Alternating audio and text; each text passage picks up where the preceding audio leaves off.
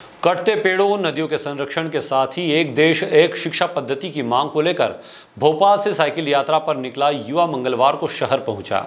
यहां गायत्री मंदिर परिसर में शहर के प्रबुद्ध जनों ने उनका स्वागत सत्कार किया। देश की यात्रा पर निकले चौहान ने बताया कि प्रकृति से छेड़छाड़ करने वाले लोगों को जागरूक करने के लिए यह यात्रा निकाली जा रही है।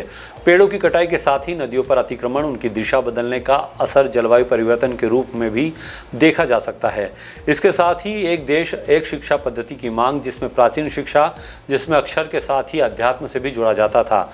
इस यात्रा में इन्हीं संदेशों के प्रति जागरूक करने के साथ ही पौधारोपण का संकल्प लेकर चरणबद्ध तरीके से यात्रा की जा रही है। इसमें लोगों को भी जोड़ा जा रहा है। पहले चरण में नर्मदा परिक्रमा की जा रही है, इसके बाद 6 माह का विराम होगा, इसके बाद अगले चरण की यात्रा होगी।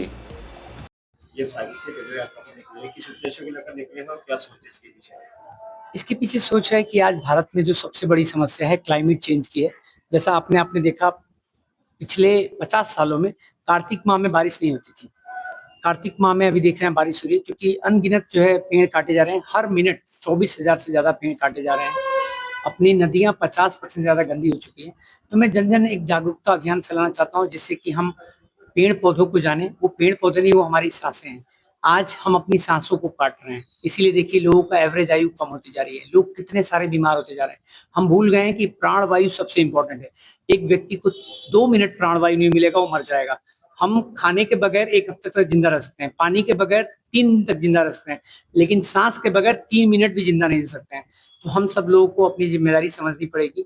और मैं इस यात्रा के द्वारा मैं पूरे भारत में जो अपनी गुरुकुल शिक्षा व्यवस्था थी उसको लागू करने की अपील कर रहा हूँ कि अपना देश एक है तो शिक्षा एक होनी चाहिए। आज MP board, CBSE board, ICSE board क्यों है? संविधान से अपना देश चलता है। संविधान मतलब बराबर व्यवस्था, ऐसा क्यों नहीं है?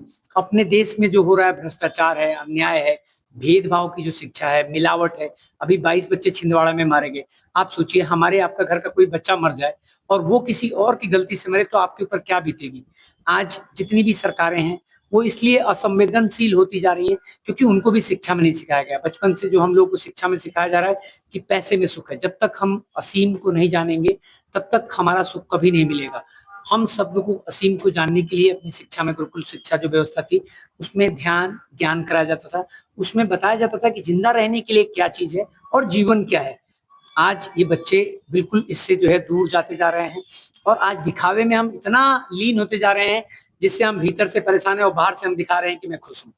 तो जब तक सही शिक्षा नहीं बदलेगी अपने देश में, तब तक अपना देश ना कभी महान बनेगा, ना कभी सोने की चिड़िया बनेगा। मैं इस यात्रा के माध्यम से पूरे देश में लोगों को जोड़ रहा हूँ कि आइए हमारे मिशन अखंड भारत चैनल से जुड़िए, जिससे कि हम 10 लाख का एक परिवार बनाएं।